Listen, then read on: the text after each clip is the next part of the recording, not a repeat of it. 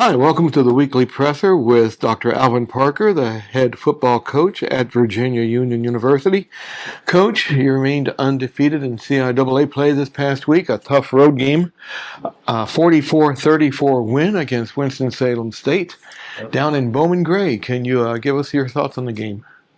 It was a CIAA contest that you had to go on the road to get a W from. So, that was something that we knew going in it was going to be a challenge. And I think the guys played well up until the challenge. We started the game off pretty fast and did some good things. But again, some things that we got to remain kind of focused on and make sure we coach along the way that we can kind of make sure that we're able to keep getting those type of victories. So practice was sharp today and we kind of back focused, ready for the next opponent. Miles Solomon and Curtis Allen were named CIAA Players of the Week. Miles Solomon was offensive line, and Curtis Allen, of course, was the offensive back. Curtis was also National HBCU Player from D2Football.com. You got to be happy with the way they're playing. I'm extremely happy. Curtis has won the award a couple times already this season, but I was extremely happy for Miles. It's his first time. He told me today because that's the first time I got any accolade. So that was something that I was happy about for that kid because he works extremely hard and he's one of our guys that shows up every day with a hard head on and kind of gets it done. And Curtis this is kind of a compilation over the last few years of what Curtis is capable of. What everybody's getting a chance to see now. So he had a 34 carry game on Saturday. So that was something that was big time for his career. That was a new milestone. And that just shows how much we trust him. In big time games like that. So looking forward to how the rest of the season is going to go for him. We're going to open the floor up now for questions. Please identify yourself and your affiliation. So we'll start with the questions now. Coach, John O'Connor here from the Richmond Times-Dispatch. Curtis has over 500 yards in the last 2 weeks and 6 touchdowns. And first of all, I wonder if you could share your thoughts on your offensive line. Obviously, somebody's doing something right up there to get this thing moving in that direction. Yeah, I'm glad. Last 2 weeks we've had offensive lineman of the week, so I guess people kind of recognizing what those guys are doing because they're kind of unsung heroes behind a lot of this stuff. Don't get their name called a lot. But Curtis is trusting the process. And those guys up front are providing and getting things done. So it's fun to watch sometimes. When those guys are playing the way they're playing. We're relying on them a whole lot. They know we're relying on them on a whole lot, and they're kind of living up to the bill. Byers obviously had a fantastic career, but have you ever seen a guy on a heater like this? Curtis's worst game was 108 yards this season. Yeah, Jada, like I said, Jada was extremely special. Curtis is extremely special. Two different type of backs if you kind of look at it all. But what I did kind of look at, is that I've been able to get both of them the ball this amount. Being able to tote the ball 34 times just shows a whole lot. Jada did it a few times, last season before. Curtis did it Saturday. So that kind of showed that, he was able to kind of carry the load, Jada's name is going to stay in that record book for a while, but Curtis is one of those guys that's a generational talent too. And that entire room is special, John. When you look at it, from top to bottom, again, it's just kind of, wait your turn, take advantage of your carries and all that type of things when you look at that group. But they're a special group as a whole. Thank you, Coach. Donald Ware with Boxer Row. How you doing, Coach? How you doing, Donald? Doing pretty good. Sort of in what John was speaking about between Byers and certainly with what Curtis is doing right now. What when you all go out and recruit, what kind of, because they are different, like Byers was smaller, Curtis is a lot bigger. What are you looking for in a back when you all go out and recruit? Yeah, I don't want to tell too many of the secrets what we look for. I'm just playing. But I think, we look for guys that can kind of take control of a game. Some people might look at, what type of yard somebody might have. Some people might be looking at the durability of what a guy has. I think we look for a complete guy, a guy who's just kind of complete, who's capable of putting the team on his back. A lot of the guys that we have in that room did that from the previous places they came from, whether they were transfers or whether they were, fresh out of high school. They were guys who was able to put the load on their back that they can make it kind of happen. that's what those guys had that was special. All of them are extremely durable. All of them can make plays in the pass game. All of them can make plays in the blocking game. And, just looking for a complete back. And I know that might be kind of, just general for a coach to you can probably say, but those type of things are some of the things that we kind of rank high for us. And all those guys in whatever form they've done it, they've taken over games. Not necessarily here, but in a college game or in a high school game.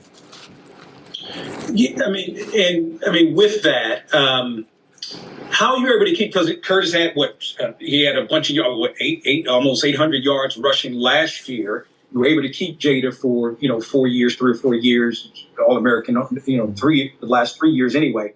How are you able to keep these? How are you able to keep these two guys? I guess I got some magic around here somewhere, but those guys can play anywhere in the country. I think everybody can see that now. Curtis, talk about Jada from the past. Those guys can play anywhere in the country, and they chose to kind of stay here with me. I think it kind of aligns with a lot what I did. When I was in college, I played beside the record holder before Jada broke it. And it was fun to watch him. He was special. So it takes a lot of maturity. It takes a lot of kind of seeing the end path, the end goal. With that, I think on both of those guys, we talk about all the stuff they do on the field, but I think their path to graduation. Curtis is going to finish this thing out pretty good. He graduates in December. Jada graduated in May. So kind of selling that to him as well, that those guys are going to come here and leave with a degree. That's something that that you want to see those guys have as well. That you might not get with kind of jumping around the transfer portal and all that, but everybody wants to play though. And I think you want a bunch of guys that want to play, and everybody ready to make their contribution, but when they get their chance, what are they going to do with it? And I think these guys have been showing that, especially Curtis, he's gotten his chance and he's shown everybody and shown the world what he can do with it.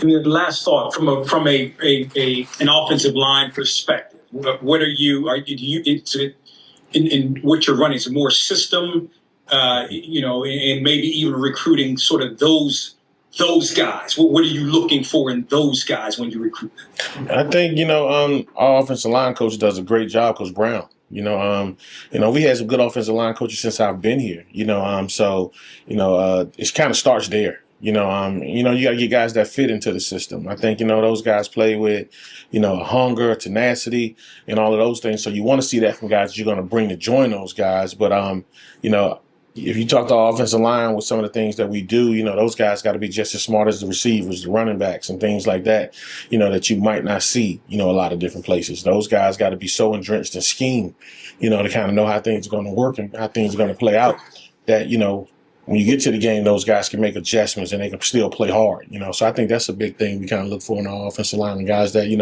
understand scheme, know how it go, and, willing to take the coaching that we're going to provide them when they get here, because I feel like our guys do a good job, in that room of coaching. All right. Thank you, Coach. Appreciate it. Stephen Gaither, you have your hand up, I see. Hey, Dr. Parker, how you doing? What's up, Steve? Doing well.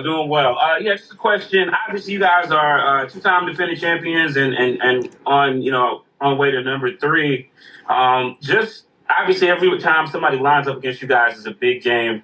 But there was a lot of intensity on the field before the game there. How do you rein your guys in and keep them focused? And then how much of that do you kind of want to kind of fuel their fire? I mean, like you said, I feel like, we don't go into a game where it's not a big game, haven't had it this season, I think, and you want to feel that way. I mean, everybody feel like, you're the standard and things like that. I don't want us to kind of relish in that, but I feel like, a lot of other people might, so when you see that, it's kind of tough to tone guys down, because these guys are, 18 to 22-year-olds, a lot of the time. So, you know what? And when you get in those pre-games, those pre-game mouthing battles and things like that, it's going to happen. You flip on the TV, the ESPN on a Saturday, you're going to see it with the big Power 5 schools as well, and I think some of our rivalries are probably better than theirs. So it probably starts there, but I think, you still have to be smart in the way you do things and how you move, and keep it all in the realm of competition, and I think both squads did that on Saturday, kept it in that realm of competition, to be a good quality CIAA game.